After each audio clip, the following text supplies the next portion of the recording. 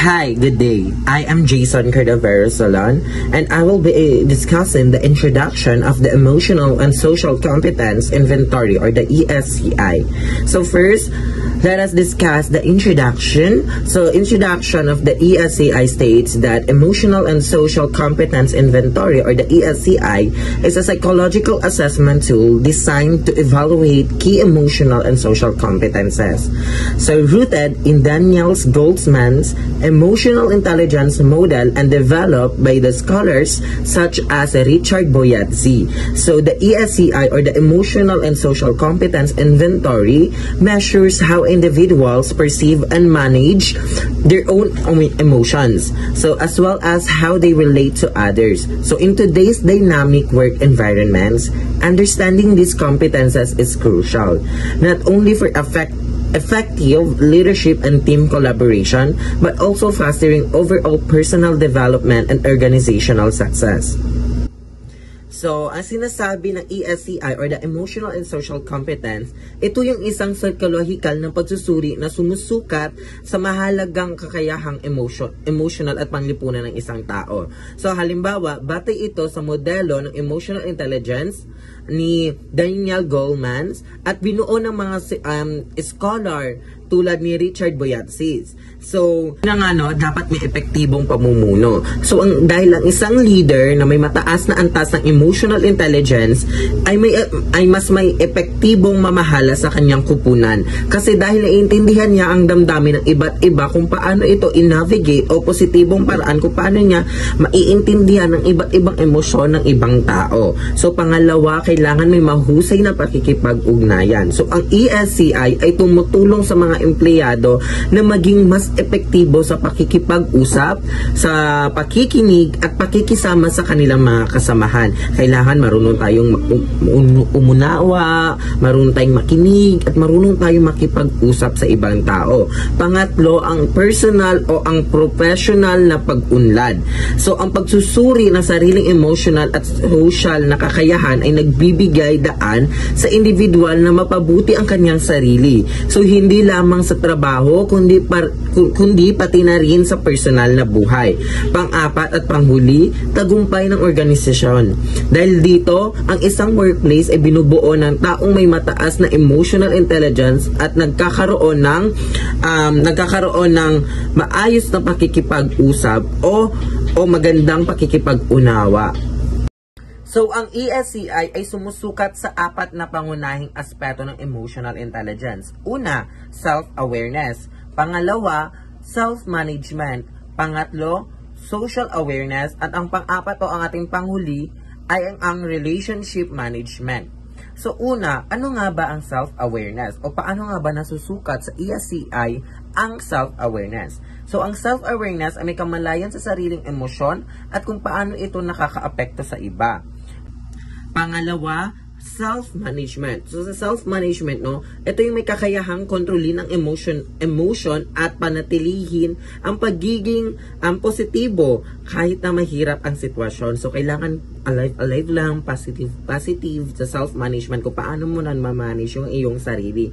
Pangatlo, ang social awareness. So, sa social awareness ay may kakayahang maunawaan at maramdaman ang emotion ng ibang tao, or empathy. So, meron tayong sa social awareness naman, lahat ng tao ay kailangan maunawaan din natin. Halimbawa, mayroong isang malungkot na tao or hindi magandang kanyang mood ngayon, dapat meron tayong empathy na marunong tayong umunawa sa nararamdaman o emosyon ng ibang tao. So, pang-apat at panghuli ang relationship management. So, dito sa relationship management, ito yung may kakayahang bumuo at mapanatili ang mabuting relasyon sa iba, pati na rin sa pagiging epektibo sa teamwork at leader. So, halimbawa, ikaw naglalaro ka ng basketball, tapos ikaw yung team captain. So, ikaw yung asan, o ikaw yung mamumuno sa iyong mga ka-team kung paano kayo mananalo at kung paano mo sila mabibigyan ng magandang relationship para mapanalo kayo at meron kayong magandang teamwork.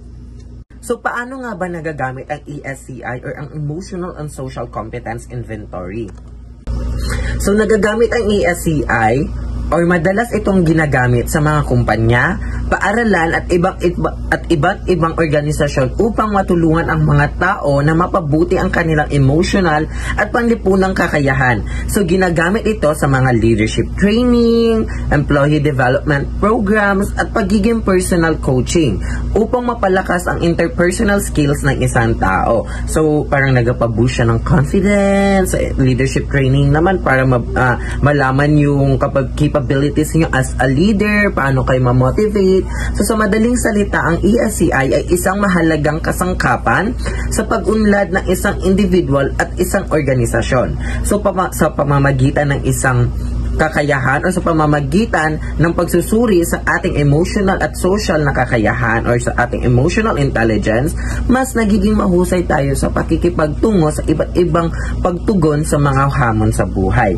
Kasi nga kapag mayroon kang emotional intelligence, maaaring maintindihan mo, maunawaan mo at kung paano mo self-control o self-manage ang iyong sarili. Now let's move forward to the ESCI methodology 360-degree feedback. So, the ESCI utilizes a 360-degree feedback system. Ito ay isang powerful method for gathering comprehensive data.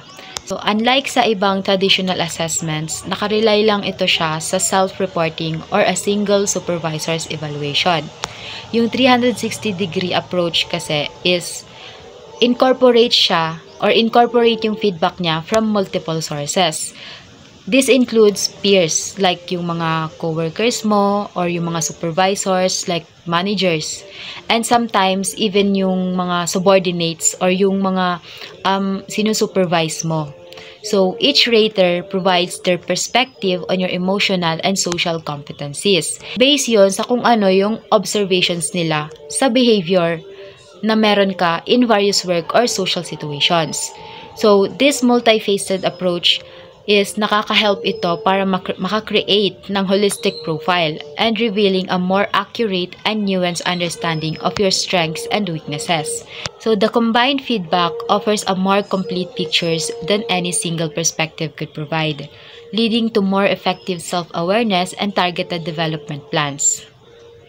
So for the conclusion and applications of the ESCI, ang ESCI po ay isang powerful assessment tool na designed siya para ma-measure ang emotional and social intelligence ng individuals. It goes beyond simply identifying emotions. Ina-explore nito kung gaano nga ba ka-okay, or it explores how well someone understands, manages, and uses their emotions in various situations. Think of it as a comprehensive evaluation of your emotional skills, providing insights into how you interact with yourself and others. Understanding these aspects is crucial for success in both personal and professional life. Effective communication, strong relationships, and skillful conflict resolution ay lahat yon nakadepende siya sa high level of emotional and social competence. Yung ESCI, tinutulungan lang nito na ma-pinpoint yung areas of strength and areas na need ng improvement, paving the way for personal growth and development. Additionally, the ESCI is a valuable tool for both personal and professional development. The detailed insights it provides enable individuals to identify their strengths and areas for improvement in emotional and social intelligence.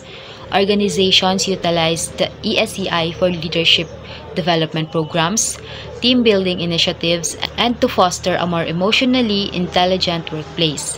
So, sa pamamagitan ng pag-intindi natin sa emotions natin or understanding your emotional and social competencies, you can enhance communication skills, improve relationships, and navigate challenging situations more effectively. And also, the ESCI empowers individuals and organizations to cultivate a more emotionally intelligent environment, which is yun yung nagli-lead to increase productivity, stronger teamwork, and greater overall well-being. Maraming salamat sa inyong pakikinig. Diba?